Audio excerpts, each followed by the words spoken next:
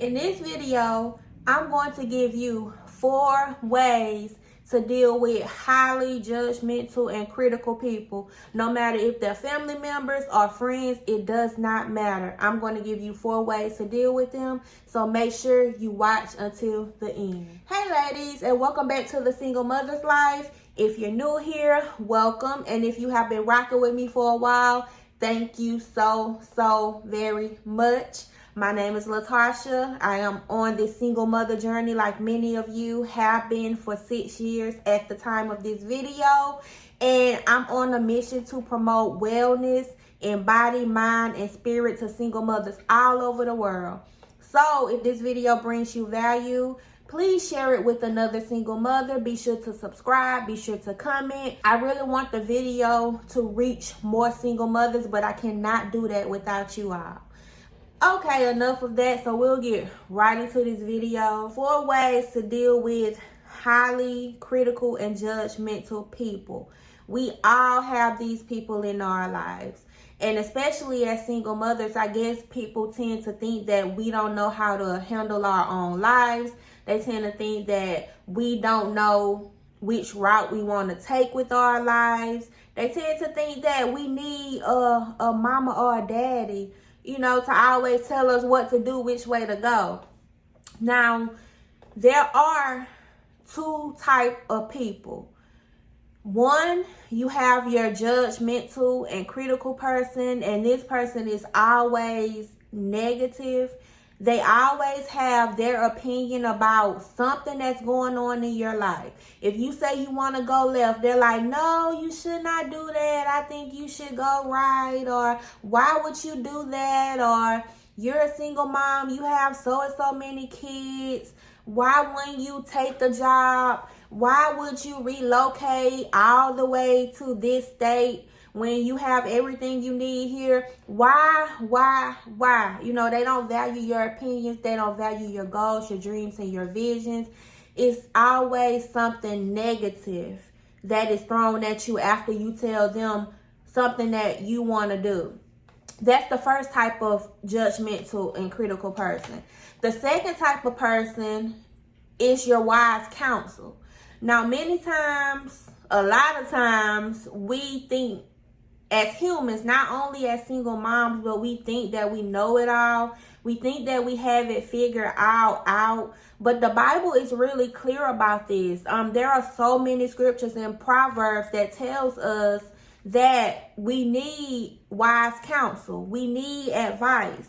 Some of my favorite scriptures is Proverbs 15:22. It says, without counsel, plans fail, but with many advisors, they succeed. Proverbs 11:14 says, where there is no guidance, a people falls, but in an abundance of counselors, there is safety. Proverbs 12:15 says, the way of a fool is right in his own eyes, but a wise man listens to advice.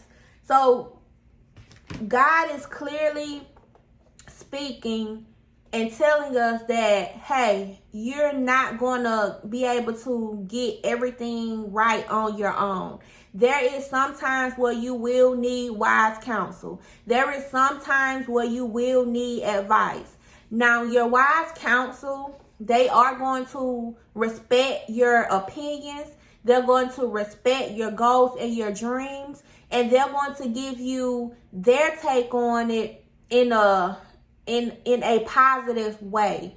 They're not going to be negative. They're not going to say, well, why would you do this? Why would you do? They're not going to make you feel bad for wanting to do what you want to do, but they are going to give you their advice on it. Now, you may want to stop and pray about this and kind of listen to those type of people, because they may be speaking from a godly place. You know, they may be using the voice of God to speak to you in that season in your life. So you know the type of people in your life.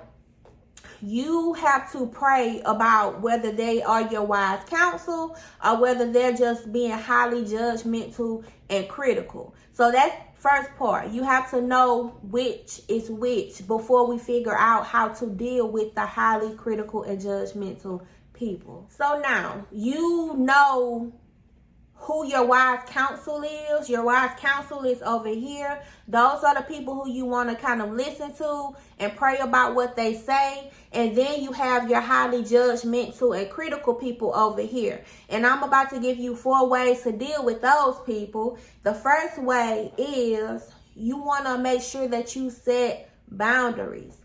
So when these people insist on throwing their opinions on you, they insist that it's their way or the highway, then you want to make it clear to these people that you are grown, okay?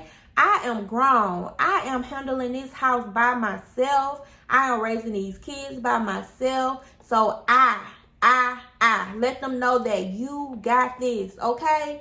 You can do that in a respectful way. You can do that in a not so rude way. Just throw statements back at them that says I. That means that you're setting boundaries and you're letting them know that you have this and you know what you're doing and you did not ask for their opinion in this situation.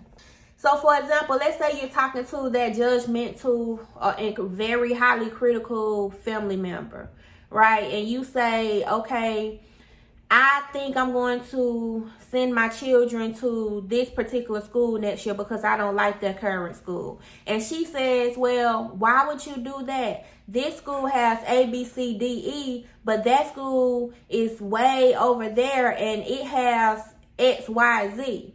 So you would come back at her with, well, I prefer to handle this matter my way.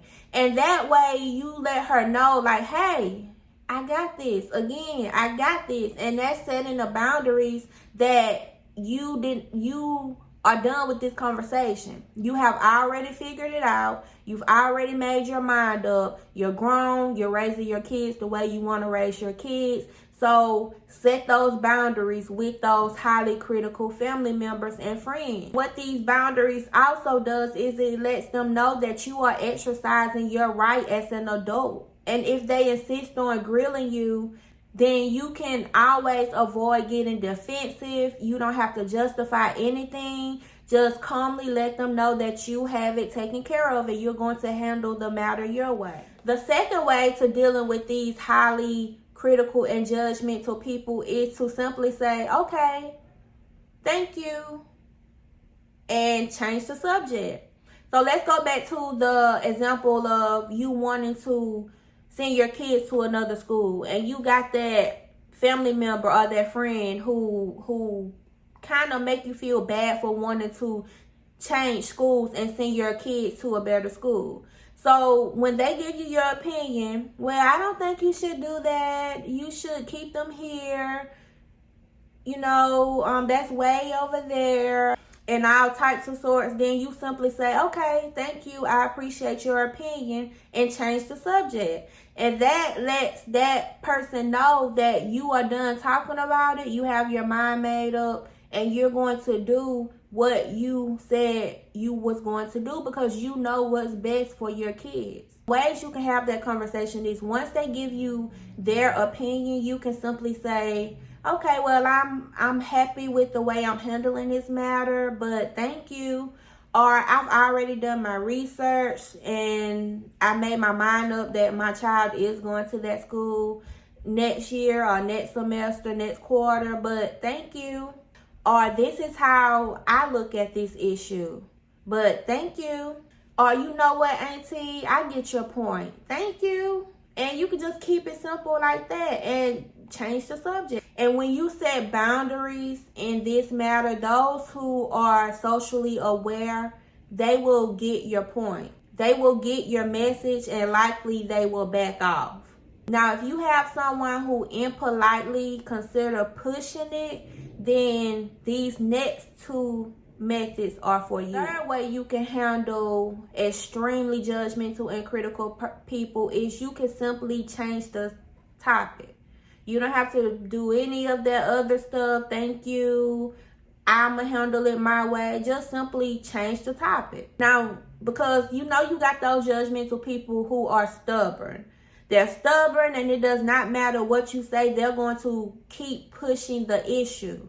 So how you can handle that without, being defensive, without being rude, without being aggressive, is just simply change the subject. If you're talking about sending your child to another school for the next year and they try to throw their opinions on you, and they keep insisting on, you listening to and you taking in their advice, then simply change the subject. Hey, auntie, I like your hair, girl. Who did it? And of course, you talking to that person about them. Of course, they're going to start talking about themselves because, hey, who don't want to talk about themselves? So change the subject and start talking about something that person likes. If you know that person likes their job. Hey, auntie, how's your job going? And of course, their mind is going to go to their job, and so is the conversation. So you just change the subject. You don't have to talk about you no more. You don't have to listen to them being judgmental about the whole thing no more, because they too busy talking about themselves.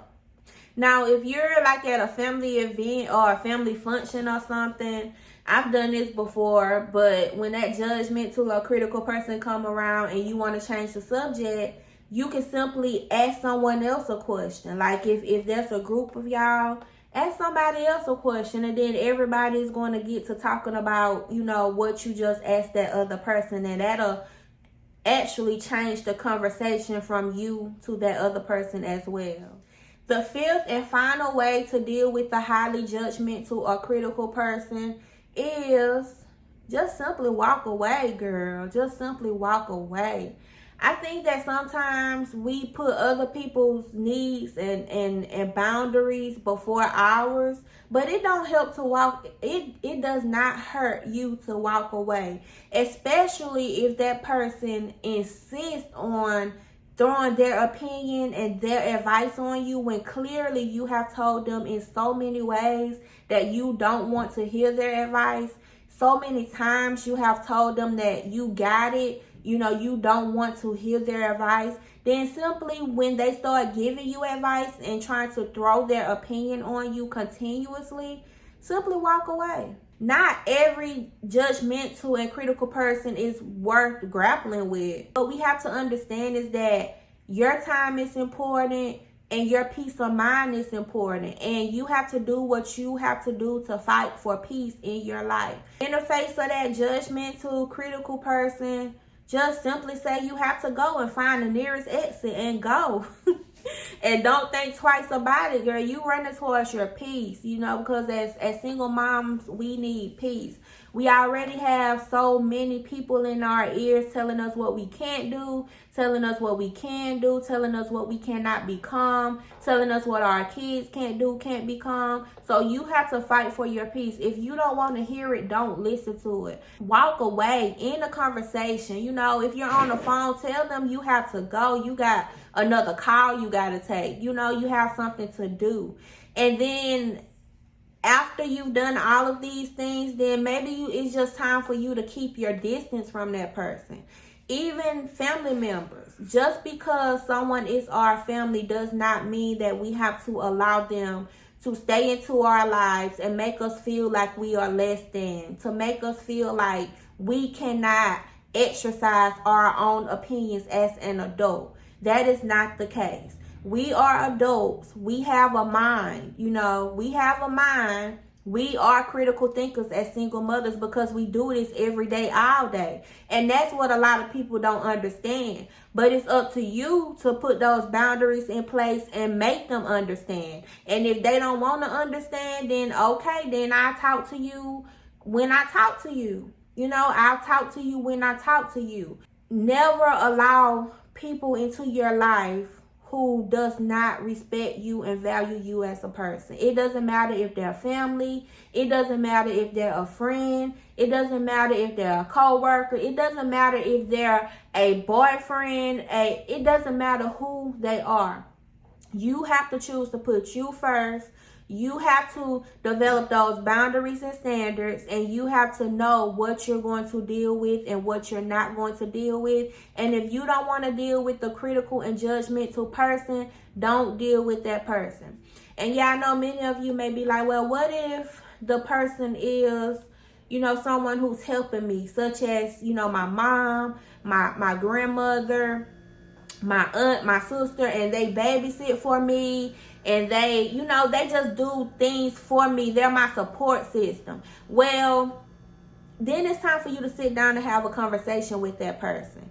As adults, it's okay to have a conversation. Sit down and let that person know that you feel as if they are always judging you and criticizing you on your single mother journey. You feel as if they are always judging and criticizing the decisions you make for your household and your children.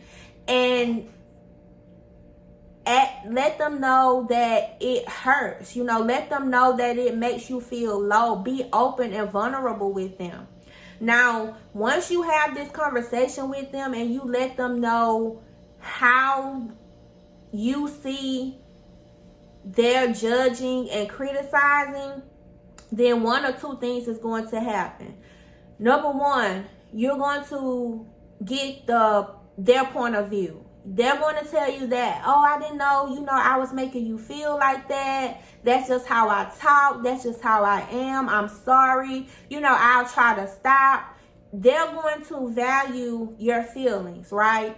And then they're going to try to stop. Not saying that they're going to change immediately, but they understand how they make you feel. So they are going to do their very best to change if they really love you, if they're really your support system. The second thing that's going to happen is that they are going to brush you off. They're going to say, oh, girl, you so sensitive. Girl, that's how I am. That's how I talk. I don't mean no harm, girl. Go on about your business. And they're going to keep doing it time and time after again. And then that's when you have to do some self-reflection. That's when you have to do some self-evaluation. And you have to realize, like, hey, do this person really care about my feelings? Are they really my support system? Are they really supposed to be in my life? And that's when you have to take that to God. Because it is God himself who put people in our life. It is God himself who give us a support system. God knows every step along this way that we take. He knows every turn, every corner where we're going to have to stop, and he's going to have to bring someone into our life to help us in that season in our life. So take that to God and ask God, like, God, this person is really hurting me. Help me to see if I am being, if I am being, weak where I should be strong, or help me to see if I am, being, help me to see if I should see this from another perspective. Give me the perspective I should see this situation from. And you have to trust that he's going to show you. He's going to show you, and then it's going to be up to you what you want to do. Either you're going to have to distance yourself from that person for a while, or, you can choose to keep that person there. But just know that if you choose to keep that person there, then you cannot complain about them being judgmental and critical anymore, because you chose to keep that person in your life. Probably due to fear that, you won't find someone else who can support you like them, or I don't know what the situation may be. But I do know that it is so important for us as single mothers to trust God with every area of our life, including the people who's in our life, because we are already expending so much mental energy towards our children, towards our managing and running our household, trying to stay afloat as is, that we cannot afford to be giving mental energy where it does not belong. So that's why it is so important to have God on this journey, because he will give you wisdom, knowledge, and understanding. He will show you which doors you should close and which doors you should keep open. And sometimes when you're not strong enough to close those doors, then he will close those doors for you and open new doors for you. And yes, in the process it hurts, but we're human, we're strong. We're single mother strong, so we will get over it. So there you have it. That's all I have for you ladies today. I am so excited. I did 2 videos this week, y'all. I'm gonna keep them coming for y'all. Be sure y'all to check out the Single Mother Strong podcast. Starting this Monday, November 1st at 6:00 a.m., we are doing our first Single Mother Strong empowerment and prayer segment. 6:00 a.m. Central Standard Time. If you can, be sure to tune in. I will leave the information to tune in under the video in the description box, along with other single mother resources. So if you need prayer, be sure to email me at lifesinglemother@gmail.com. Tune in to the prayer call. If you can't tune in that early, I do understand. You can always watch the replay or listen to the replay. But I love you ladies. I have so much stuff that I'm working on because I really have not been walking in my purpose these past couple of months. I've been distracted, y'all. Real distracted. But that's for another video. If you have not subscribed, why not? I love y'all, and I'll talk to y'all in my next video.